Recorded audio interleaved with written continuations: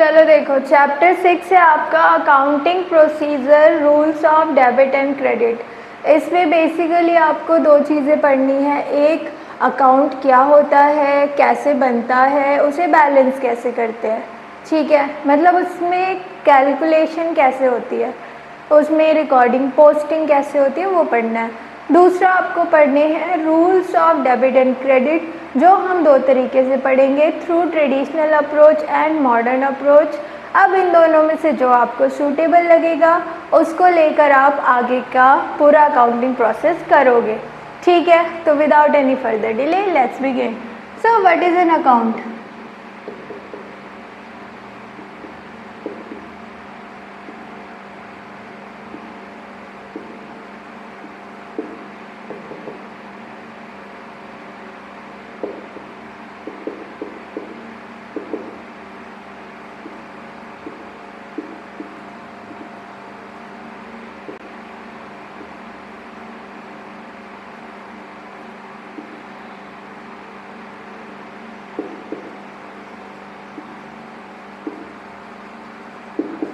ठीक है, तो अकाउंट क्या है? एक स्टेटमेंट है जिसमें एक ही तरह की ट्रांजैक्शन रिकॉर्ड की जाती है, ठीक है। जैसे आपकी मैथ्स की नोटबुक अलग होगी, है ना, अकाउंट्स की नोटबुक अलग होगी, बिजनेस स्टडीज़ की अलग होगी, इकोनॉमिक्स की अलग होगी, ऐसे ही अकाउंट्स होते हैं।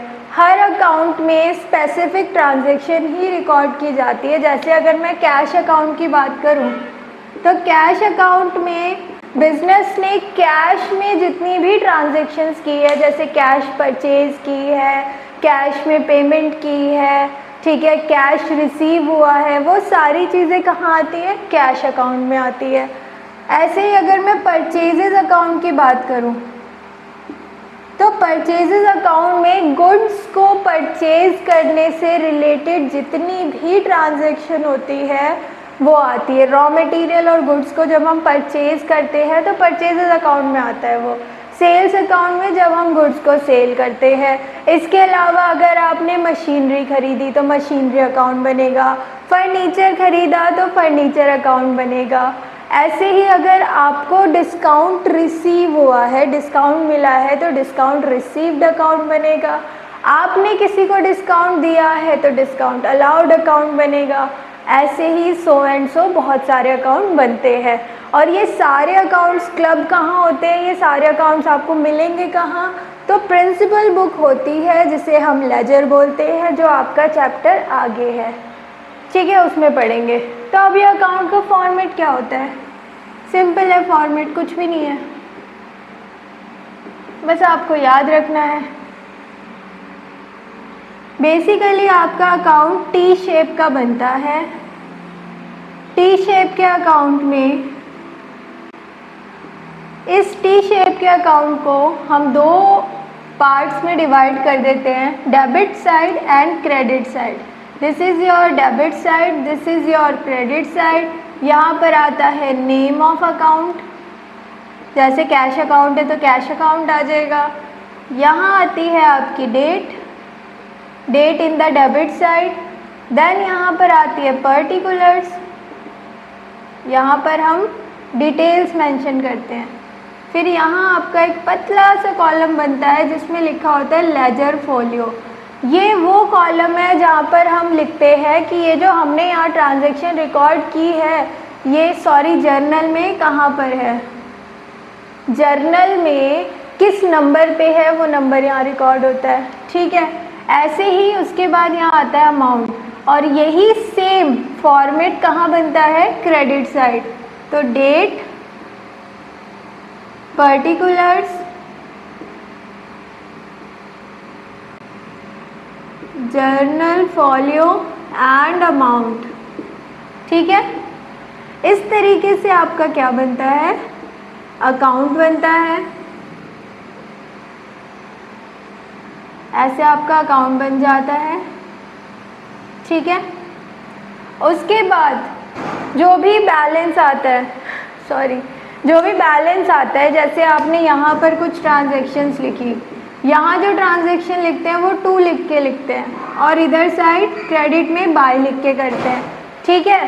तो अब जो भी ट्रांजैक्शन आपने यहाँ लिखी, सपोज उसका बैलेंस आया सपोज बाहर लिखते हैं 40,000 आया, इधर की ट्रांजैक्शंस का बैलेंस आया आपका 50,000। तो पहली बात तो जिस साइड का बैलेंस ज़्यादा होता है उसे हम टोटल में लिखते हैं यहाँ पर,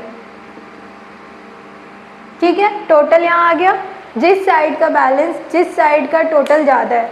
उसके बाद हम इसका डिफरेंस देखते हैं, कितना डिफरेंस है 10,000। ये 10,000 किस साइड कम है, इधर कम है ना। तो इधर टू बैलेंस कैरिड डाउन करके 10,000 दिखा देंगे, ठीक है। समझ में आ गया, अकाउंट ऐसे बनता है। इससे रिलेटेड क्वेश्चन हम लास्ट में देखेंगे जब क्वेश्चंस करेंगे, अभी हम थियोरेटिकल पार्ट कवर करते हैं। तो ये आई होप आपको अकाउंट बनाना, बैलेंस करना समझ आ गया होगा, इसमें और कुछ है नहीं। और ऐसे क्वेश्चन आपके एग्ज़ाम में रेयर आते हैं, मतलब मैंने तो नहीं देखे, बाकी अगर आएंगे तो आ भी सकते हैं, आपको सब पता होना चाहिए। लेजर में आप बनाते ही हो ये सब चीज़ें। चलो इसके बाद हम देखते हैं रूल्स। देखो तो बेसिकली अकाउंट्स जो है ना, टोटल जितने भी हम बनाते हैं उनको 3 कैटेगरी में डिवाइड किया गया है। तो सबसे पहले हम पढ़ते हैं ट्रेडिशनल अप्रोच। ट्रेडिशनल अप्रोच मतलब हम ट्रेडिशनल रूल्स पढ़ेंगे। तो basically account, an account has been classified into 3 या यूँ कहूँ 2 into 2 parts या 2 types। ये 2 types कौन सी है, देखो ये 2 types है आपकी। One is your, where is the pen, one is your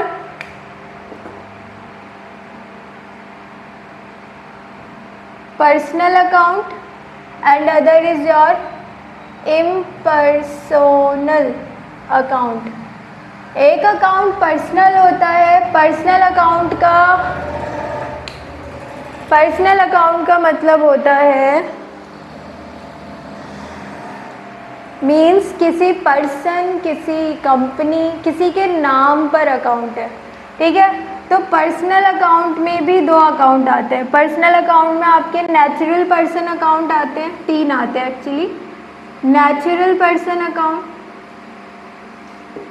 किसी नेचुरल पर्सन का, राम, श्याम, मोहन, ठीक है, रिधिमा एटसेट्रा एटसेट्रा, ठीक है, उनका अकाउंट है।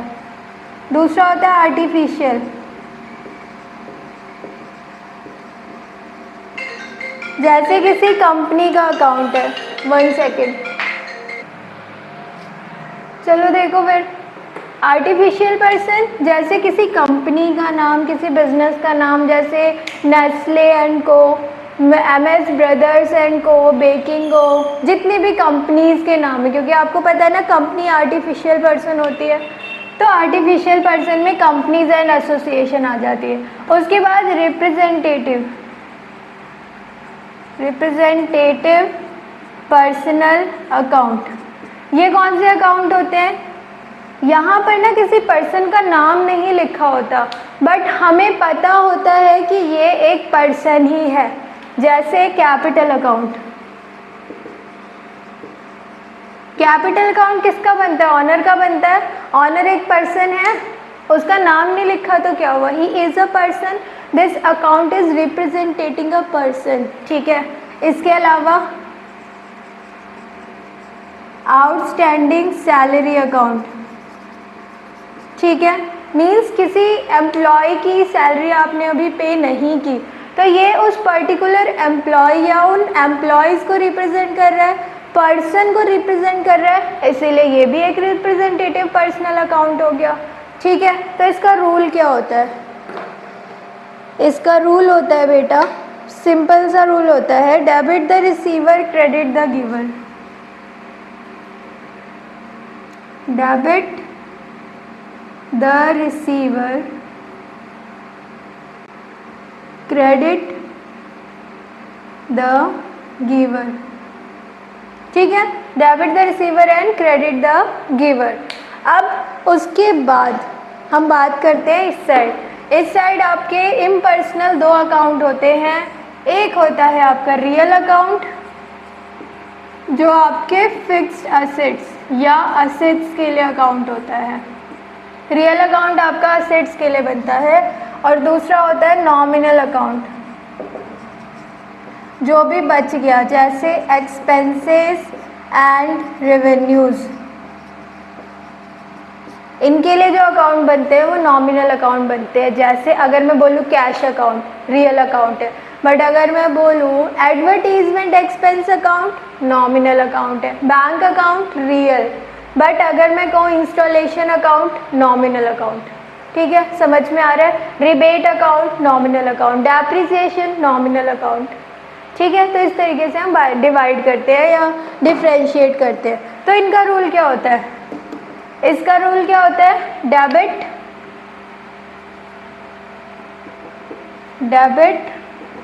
What comes in, credit what goes out. ठीक है, जो आ रहा है, जैसे अगर हमने मशीनरी परचेज की है तो मशीनरी अकाउंट डेबिट होगा, सेल की है तो मशीनरी अकाउंट क्रेडिट होगा। परचेजेज, रॉ मटेरियल परचेज किया है तो डेबिट होगा, सेल किया है तो क्रेडिट होगा, बट वो यहाँ नहीं, वो एक्सपेंस अकाउंट है। ठीक है, अब एक्सपेंस या रेवेन्यू अकाउंट का रूल क्या होता है? डेबिट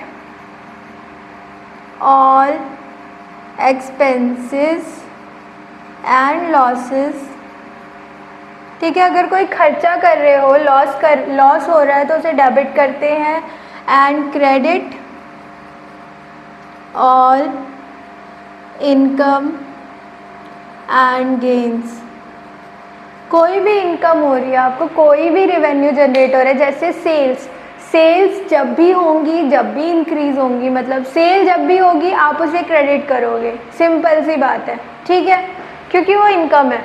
तो ये 3 रूल होते हैं जो हम ट्रेडिशनल अप्रोच के थ्रू यूज़ करते हैं आगे एंट्रीज करने में। ठीक है, अकाउंट में पोस्टिंग करने में।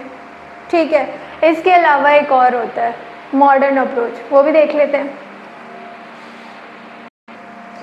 ओके, सो आगे देखते हैं। देखो, उसके बाद है आपका मॉडर्न अप्रोच।